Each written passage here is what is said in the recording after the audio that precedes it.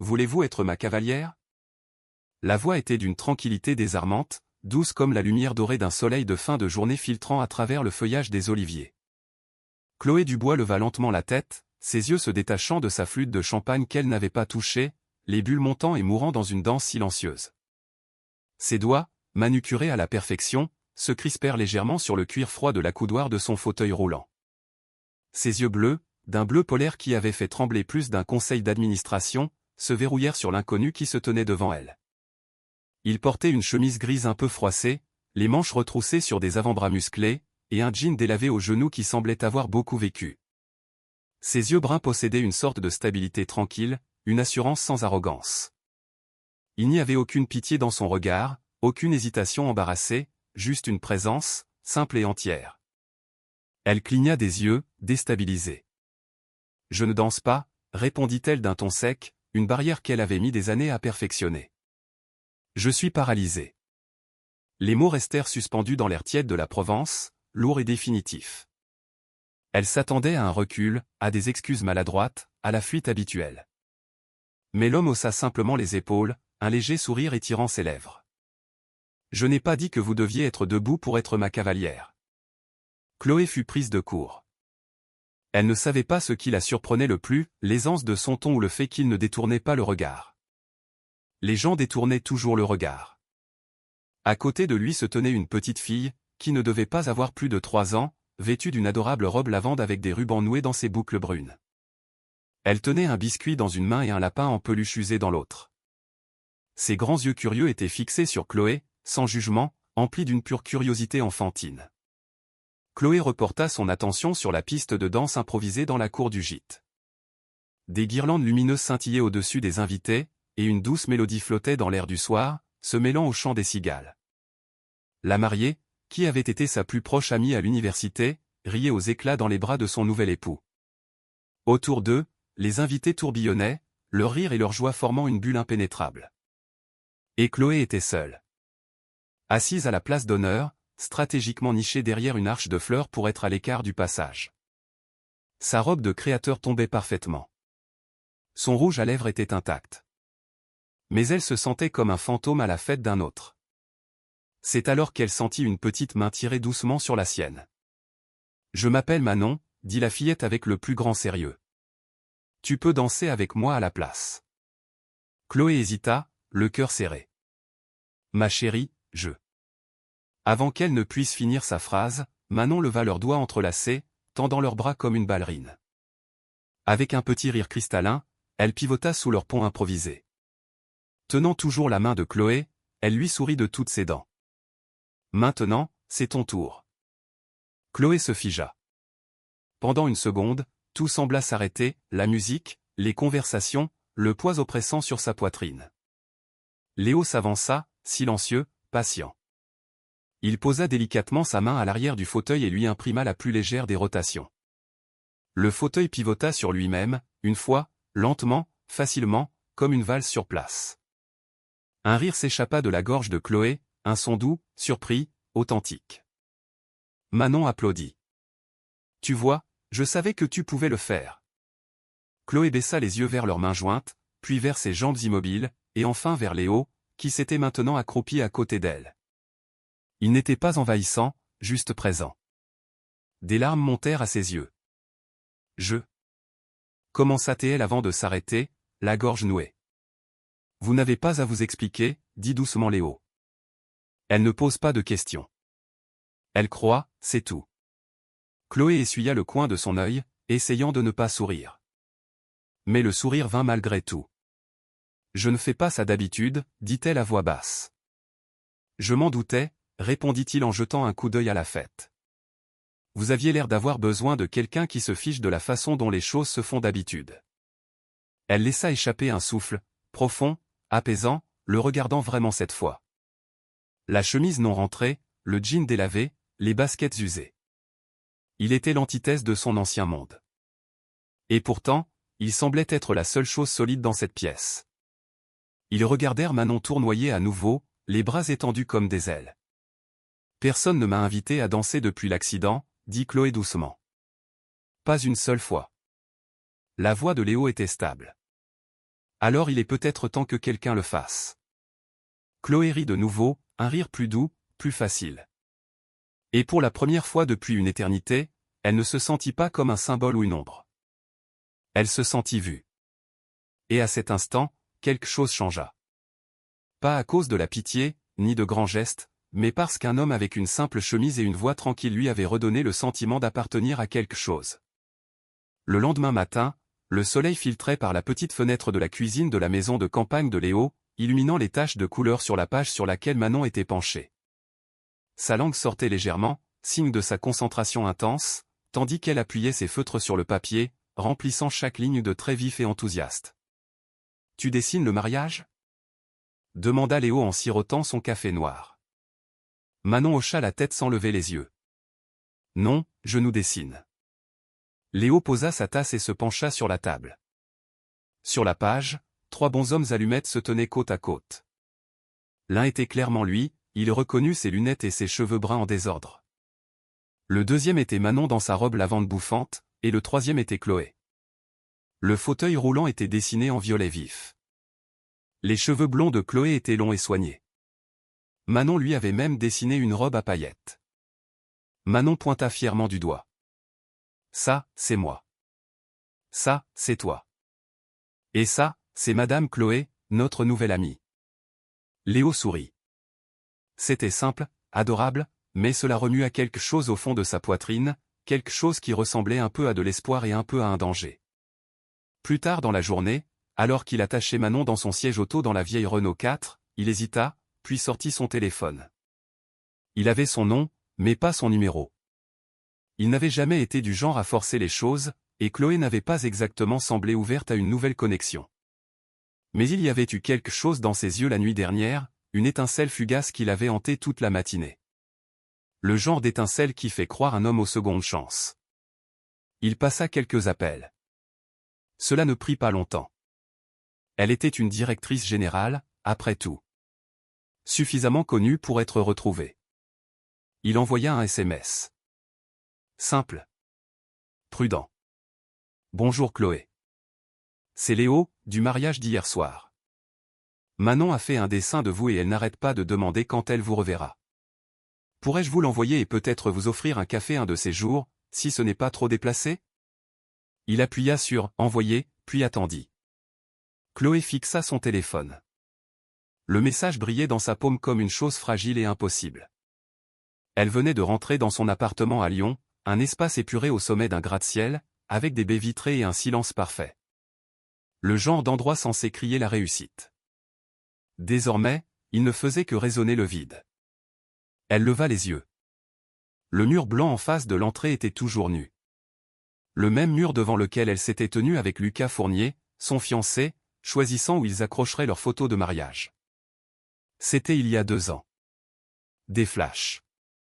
Tôle froissée, cris, pluie sur l'asphalte, la main de Lucas glissant de la sienne dans l'épave, le bip silencieux d'une chambre d'hôpital, et enfin, l'immobilité. Elle avait survécu. Pas lui. Et avec sa mort étaient venues les autres pertes, les amis qui cessaient d'appeler, les collègues qui ne savaient pas quoi dire, les chuchotements lors des galas de charité. La pitié dans chaque regard. Elle s'était retirée, avait construit des murs, était devenue plus tranchante, plus froide, plus efficace. Elle s'était réinventée. Chloé Dubois, la directrice générale inarrêtable, inébranlable, qui faisait se tenir les investisseurs plus droits dans les réunions et ne demandait jamais d'aide. Mais la nuit dernière, quelqu'un n'avait pas vu la PDG ou le fauteuil roulant. Ils avaient simplement vu elle. La voix de Manon résonna dans son esprit. « Tu vois, je savais que tu pouvais le faire. » Les doigts de Chloé survolèrent le bouton de réponse. Puis, presque avant de s'en rendre compte, elle tapa « Bonjour Léo. J'adorerais voir le dessin de Manon, et un café me ferait plaisir. » Elle envoya. Un instant plus tard, un autre message arriva. C'était une photo. Le dessin. 3 bonshommes allumettes souriant sous un soleil avec un visage dessiné à l'intérieur. Au-dessus, une légende gribouillée de l'écriture enfantine de Manon, une famille. Chloé sourit. Ce n'était pas un sourire poli ou étudié. Il était simplement venu. Le genre de sourire qui tire sur des muscles oubliés depuis longtemps. Elle se pencha en arrière dans son fauteuil, regardant à nouveau le mur blanc. Et pour la première fois en 2 ans, elle ne vit pas seulement ce qui manquait. Elle vit une possibilité.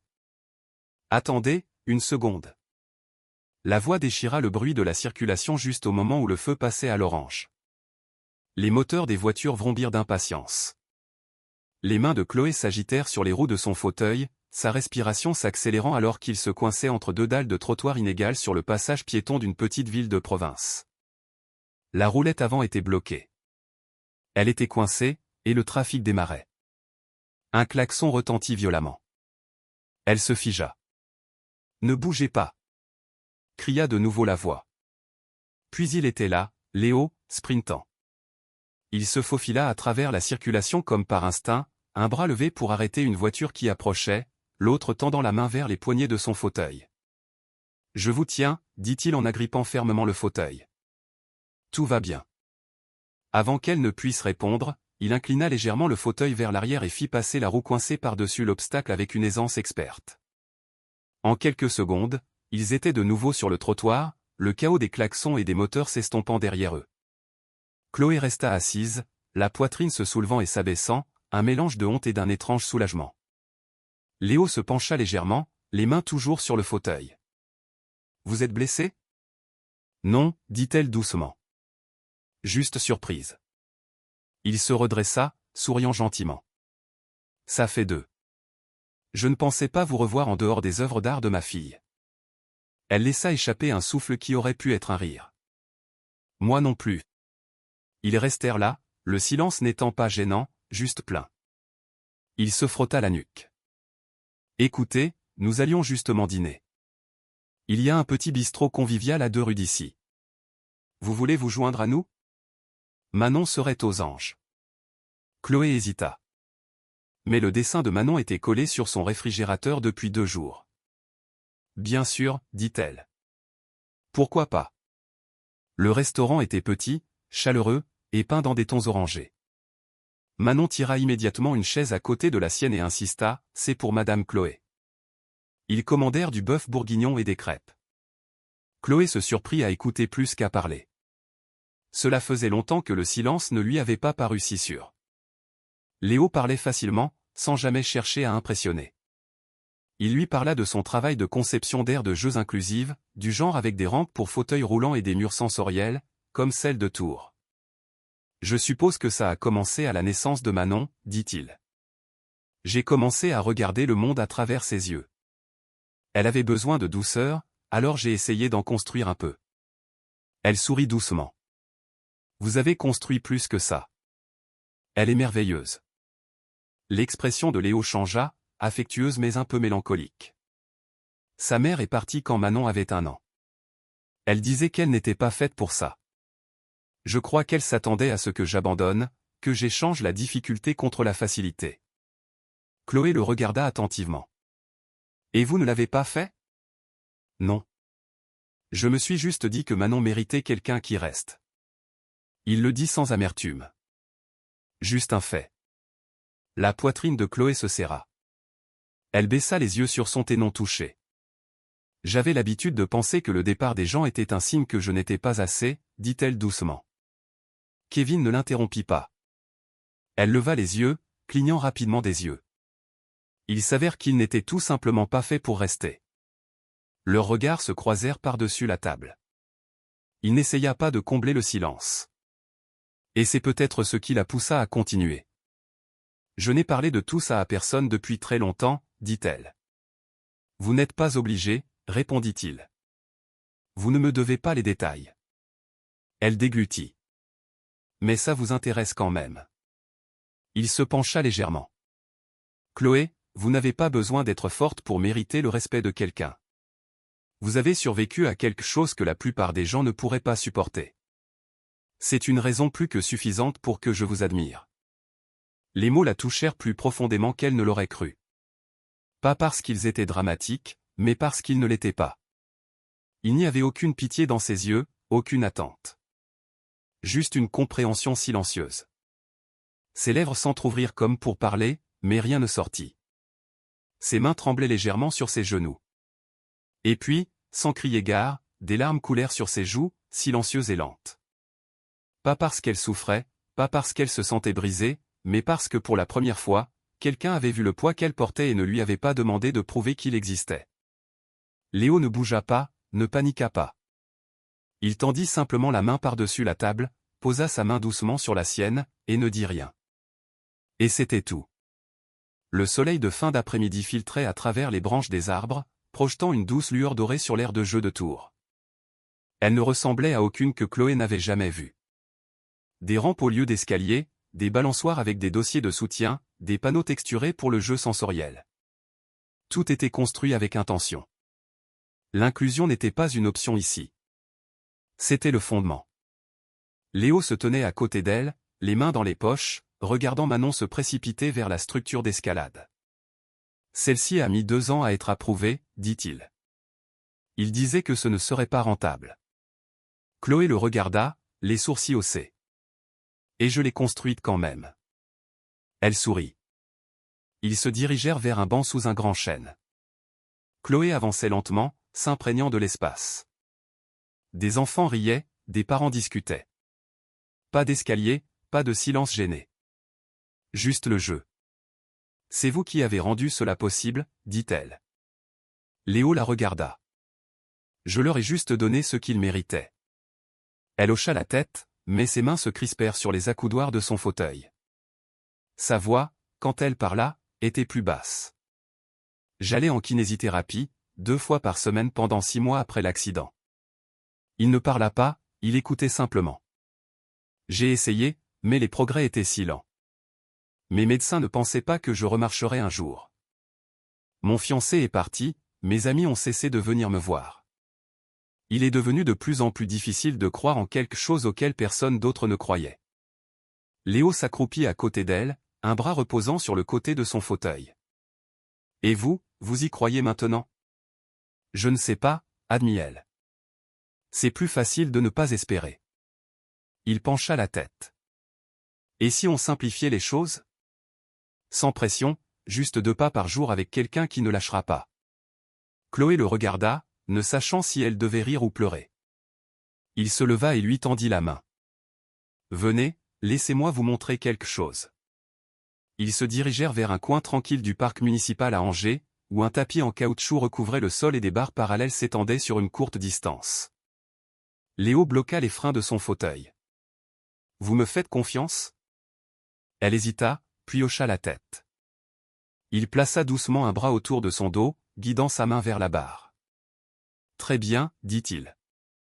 Un pied en avant, c'est tout. Les muscles de Chloé se tendirent, sa respiration était courte. Manon, appela Léo. On a besoin d'une coach. La petite fille arriva en courant, applaudissant. D'accord, 1, 2, 3, partez. Chloé expira. Lentement, avec effort, elle avança son pied droit, puis le gauche. 1 pas, 2. Ses genoux tremblaient. Léo la tenait fermement. Ça suffit, dit-il. Vous l'avez fait. Elle hocha la tête, les lèvres serrées. De retour dans le fauteuil, son souffle était court. Manon rayonnait. Tu es incroyable. Le lendemain, il revint, puis le jour suivant. 2 pas, puis 4. Manon comptait avec enthousiasme. Léo ne la poussait jamais trop fort. Il était là quand elle chancelait, quand elle voulait abandonner. Le 5e jour, Léo se tenait derrière elle, une main stable sur son dos. Voyons combien de temps vous pouvez tenir debout, dit-il. Pas de marche. Juste respirer. Chloé ferma les yeux. Ses doigts se crispèrent sur la barre. 5 secondes, 8. Ses jambes tremblaient. 10, 12, 15. Puis c'était trop. Ses genoux cédèrent, mais Léo la rattrapa. Il la remit doucement dans le fauteuil, mais son visage était déjà enfoui dans ses mains. Chloé, dit-il doucement, s'agenouillant. Elle secoua la tête, mais pas de honte. Quand elle leva les yeux, ses joues étaient mouillées. Je ne pensais pas que je pouvais, murmura-t-elle. J'avais oublié ce que ça faisait de croire en moi. Léo tendit la main, écarta une mèche de cheveux de son visage. Vous n'aviez pas oublié, dit-il. Vous aviez juste besoin que quelqu'un vous le rappelle. Chloé se pencha en avant, posa son front contre son épaule, et pendant un long moment, il la serra dans ses bras. Pas de fanfare, pas d'applaudissements, juste un soutien constant et inébranlable. Au-dessus d'eux, la voix de Manon résonna depuis les barres de singe. « Papa, regarde. J'y arrive toute seule. » Chloé sourit à travers ses larmes. « Moi aussi, » murmura-t-elle. Le salon de réception de l'hôtel particulier parisien scintillait sous les chandeliers, les sols en marbre poli et le linge de table garni d'argent. Des serveurs en gilet noir se déplaçaient comme des ombres entre les hautes flûtes de champagne et les rires étudiés. Chloé se déplaçait avec aisance, ses cheveux blonds coiffés en un chignon élégant, une robe bleu marine parfaitement ajustée à sa silhouette assise. Ses yeux cherchaient. Là. Léo se tenait au bord de la salle, tenant un verre d'eau, rigide dans un costume anthracite qui ne cadrait pas tout à fait avec le décor de créateur. Sa cravate était de travers, son regard rempli à la fois d'admiration et d'une question tacite, « Ai-je ma place ici ?» Elle roula jusqu'à lui et lui prit la main sans hésitation. « Merci d'être venu, dit-elle. J'ai construit des aires de jeu pour les tout-petits qui semblent moins intimidantes que cet endroit, répondit-il avec un sourire ironique. Pendant un moment, les choses semblèrent stables. Puis vinrent les chuchotements. Le cavalier de Chloé. Fait-il partie du personnel? Non, j'ai entendu dire que c'est un gars du bâtiment. Un père célibataire, je crois. Incroyable qu'elle l'ait amené ici.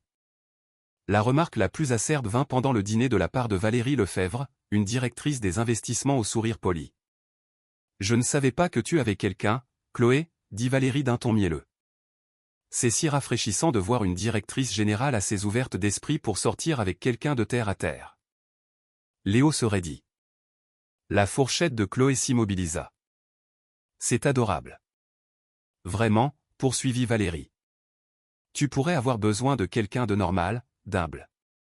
Léo se leva. Je vais prendre l'air.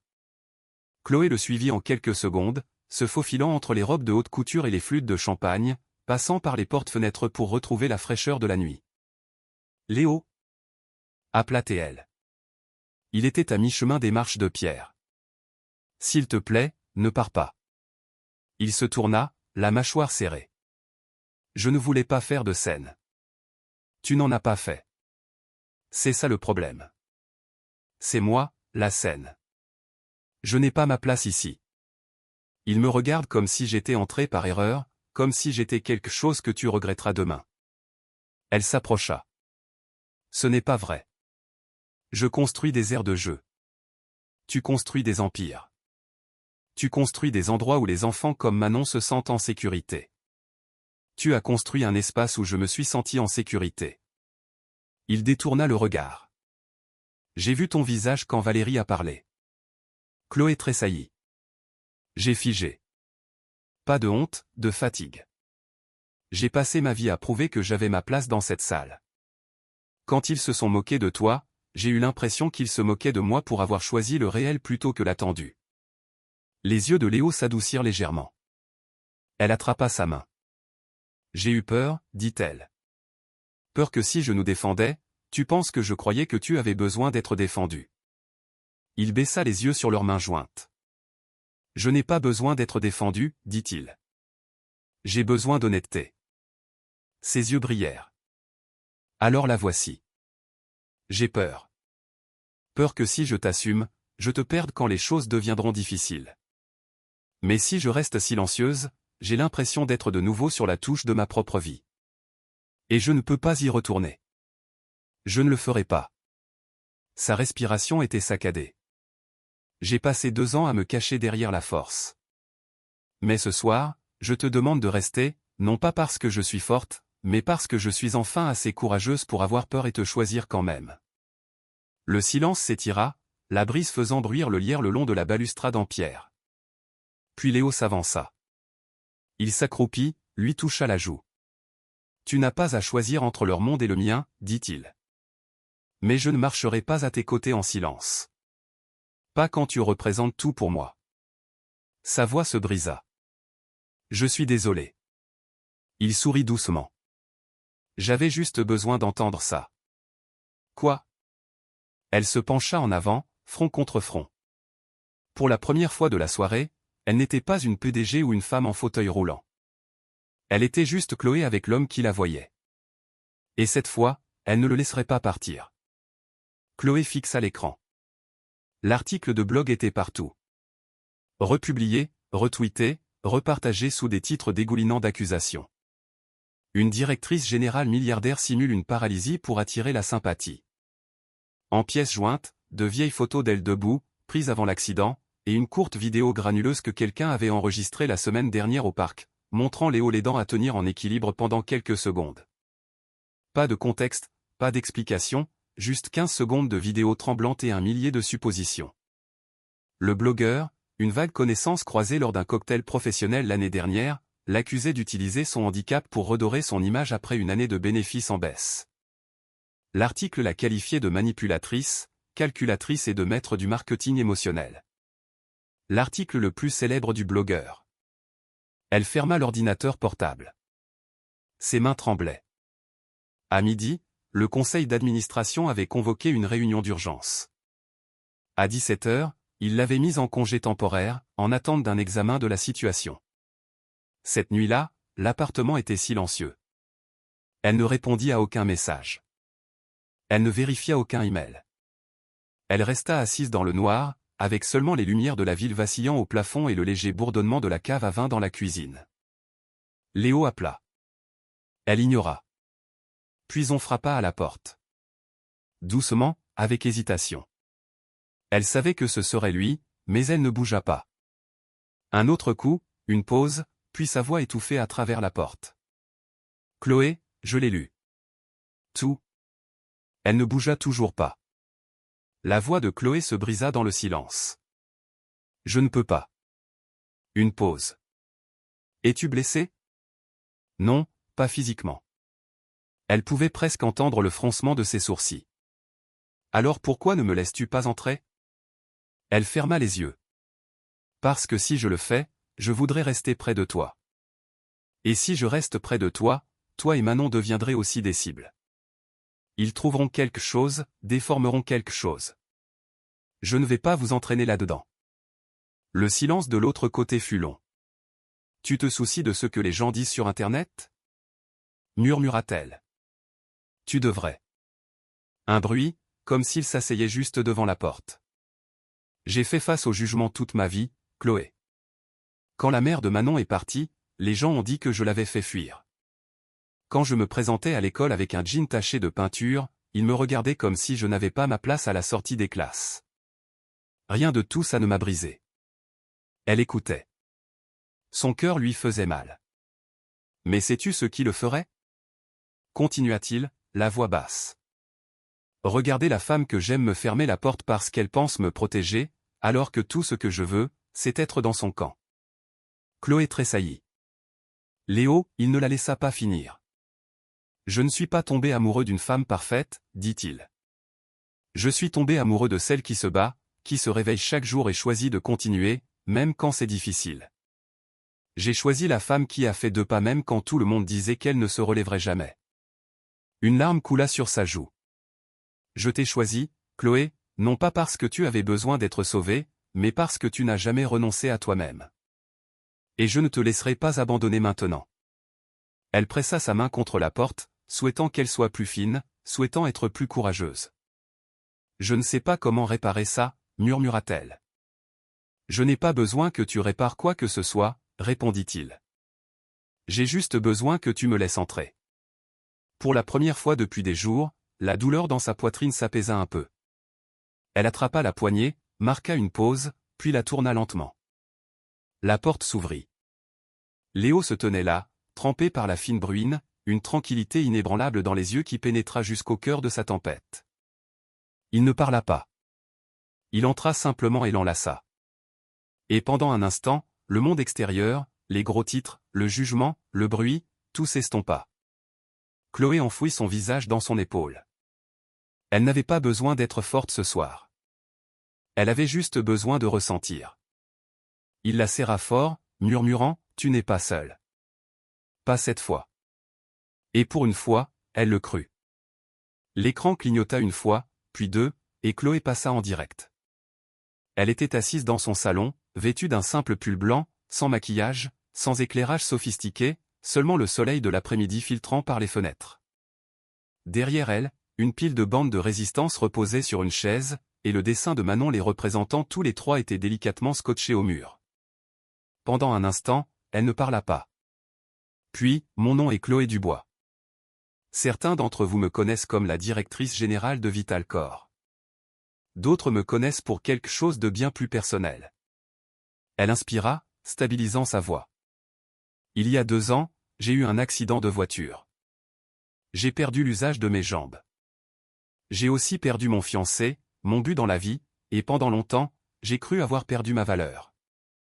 Les commentaires commencèrent lentement, puis de plus en plus vite. Des cœurs, des émojis tristes, des mots comme « courage » et « on est avec toi ». Mais la semaine dernière, continua-t-elle, quelqu'un m'a accusé de simuler ma blessure, m'a traité de menteuse, a dit que j'utilisais mon état pour attirer l'attention. Et bien que je pourrais rester silencieuse, j'ai réalisé que le silence protège les mauvaises personnes. Elle appuya sur un bouton. À l'écran, une courte vidéo commença à jouer. Granuleuse mais vivante. Le mariage en Provence, des semaines auparavant. Chloé dans son fauteuil roulant, riant. Manon lui faisant tourner la main. Léo faisant pivoter doucement le fauteuil. La foule applaudissant. La première danse. Les yeux de Chloé ne quittèrent pas la caméra. Ce moment était réel. Cette joie était réelle. Je ne jouais pas un rôle. Je vivais, pour la première fois depuis des années. Elle se mordit la lèvre. Je n'ai pas partagé mon parcours de rééducation parce que je ne voulais pas de pitié. Je ne voulais pas être connu pour ce que j'avais perdu. Mais j'apprends que la vulnérabilité n'est pas une faiblesse. La guérison n'a pas besoin d'être cachée. Une autre inspiration. J'ai passé des années à essayer de prouver ma place dans des salles de conseil remplies d'hommes qui ne m'ont jamais demandé une seule fois comment j'allais vraiment. Et maintenant, je crois que je suis prête à arrêter de prouver quoi que ce soit. Elle sourit faiblement. J'ai démissionné de mon poste de directrice générale, non pas parce que j'ai honte, mais parce que je veux vivre plus légèrement, plus sincèrement, plus lentement. Je veux aimer ma vie, pas seulement la diriger. Le chat explosa. Tu es incroyable. Merci de parler. Cette danse m'a fait pleurer. Un commentaire se détacha. Nous attendions que tu rentres à la maison, en toi-même. Chloé expira, puis ferma le direct. Elle laissa le silence s'installer, mais cette fois, il n'était pas douloureux. Léo se tenait dans l'embrasure de la porte, une tasse à la main, les yeux doux. Il ne parla pas tout de suite. Il traversa la pièce, posa la tasse devant elle. Tu as été courageuse, dit-il. Et magnifique. Chloé rit doucement. J'étais terrifié. Je sais, dit-il. C'est ce qui a rendu ça réel. Elle tendit la main vers la sienne. Puis, de manière inattendue, Léo s'agenouilla à côté de son fauteuil. Pas de boîte, pas de bague, juste lui. Je n'ai pas de diamant, dit-il, la voix tremblante. Je n'ai même pas de questions. Son souffle se coupa. J'ai juste ça, murmura-t-il. Une promesse. Marchons ensemble dans la vie, peu importe la durée, peu importe la lenteur. Et un jour, quand tu pourras te tenir debout et que tu seras prête à danser pour de vrai, il marqua une pause, je veux être celui qui te tiendra dans ses bras. Les larmes brouillèrent sa vision. Ce n'était pas grandiose. Ce n'était pas scénarisé. Mais c'était tout. Elle posa une main sur sa joue. Oui. Oui. Oui, répéta-t-elle à travers ses larmes. Pas parce que tu m'as sauvé. Pas parce que tu es parfait. Mais parce que je crois enfin que l'amour n'a pas besoin de faire mal pour être réel. Léo pressa son front contre le sien. Aucun des deux ne parla. Parce que parfois, après une tempête, le silence est la réponse. Et c'était le calme, non pas avant la tempête, mais après. Après la survie, après avoir choisi de rester, après s'être choisi l'un l'autre. Le jardin de la propriété en Normandie était silencieux. Une douce lumière solaire filtrait à travers la canopée des arbres, projetant des ombres douces sur l'herbe.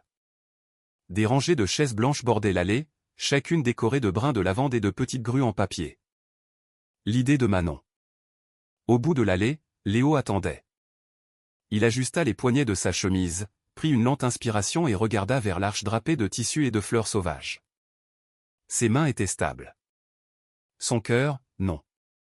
Manon se tenait à ses côtés dans une robe jaune pâle, de minuscules fleurs tressées dans ses boucles. Elle serrait un panier rempli de pétales, le balançant légèrement dans une excitation nerveuse. Puis la musique commença. Pas la marche nuptiale habituelle, mais une douce mélodie au piano, la même qui jouait la nuit où Chloé avait ri pour la première fois dans ses bras. Tous les invités se tournèrent. Du fond du jardin, Chloé apparut. Elle portait une robe simple et élégante, en soie ivoire qui chatoyait au soleil. Ses cheveux dorés flottaient librement sur ses épaules. Mais ce n'était ni la robe ni sa beauté qui réduisirent la foule au silence. C'était la façon dont elle marchait. Pas à pas, chancelante, tremblante, mais sans aide. Pas de fauteuil roulant, pas de canne. Juste elle, avançant avec chaque once de force et de volonté qu'elle avait accumulée au cours de mois de batailles silencieuses et privées. Elle ne se pressait pas. Elle n'affichait pas un large sourire. Elle marchait, simplement. Et Léo, la poitrine serrée, la gorge brûlante, s'avança et lui offrit sa main quand elle l'atteignit. « Tu es venu à moi par tes propres moyens », murmura-t-il. Elle hocha la tête. « Je voulais entrer dans cette nouvelle vie pleinement, non pas comme quelqu'un ayant besoin d'être secouru, mais comme la femme que je suis devenue. » Léo pressa sa main contre son cœur. Ils se tournèrent vers l'officiant. Des vœux furent échangés. Des promesses simples, honnêtes. Non pas d'être parfait, mais d'être présent. De laisser de l'espace, pas d'imposer des attentes. De pardonner, de grandir, de se choisir encore et encore. Puis Chloé se tourna vers les invités et sourit, cette fois pleinement, radieusement. Maintenant, dit-elle, si on dansait ? La musique changea, lente et tendre. Léo enroula doucement ses bras autour d'elle, soutenant son dos juste assez pour la stabiliser, pas pour la porter. Chloé se blottit contre lui, posant sa joue sur son épaule. Ils se balancèrent. Ce n'était pas gracieux au sens traditionnel. Ses mouvements étaient prudents, et les mains de Léo ajustaient parfois son équilibre. Mais c'était leur danse. Réelle, méritée. Manon applaudit doucement sur le côté, rayonnante, et murmura à un invité proche, « Elle danse pour de vrai. Je vous avais dit qu'elle pouvait le faire. » Chloé releva la tête et regarda Léo. « J'ai dansé avec toi dans mon cœur bien avant que mes pieds ne puissent le faire, » murmura-t-elle. « Et je t'ai aimé bien avant ce moment, » répondit Léo en déposant un baiser sur son front. Les invités regardaient en silence, beaucoup avec des larmes aux yeux. Pas de pitié, mais de l'admiration silencieuse face à un amour qui avait été testé, forgé et choisi. Parce que ce n'était pas seulement un mariage. C'était un retour à la maison. Pour une femme qui avait refusé de laisser la tragédie la définir. Pour un homme qui n'avait pas fui quand l'amour était devenu compliqué. Et pour une petite fille dont la foi innocente en la bonté avait tout déclenché. Alors que la chanson continuait, Chloé ferma les yeux et inspira profondément ce moment. Pas les applaudissements, pas l'attention. Juste le sentiment d'être entière, d'être aimée, d'être enfin libre.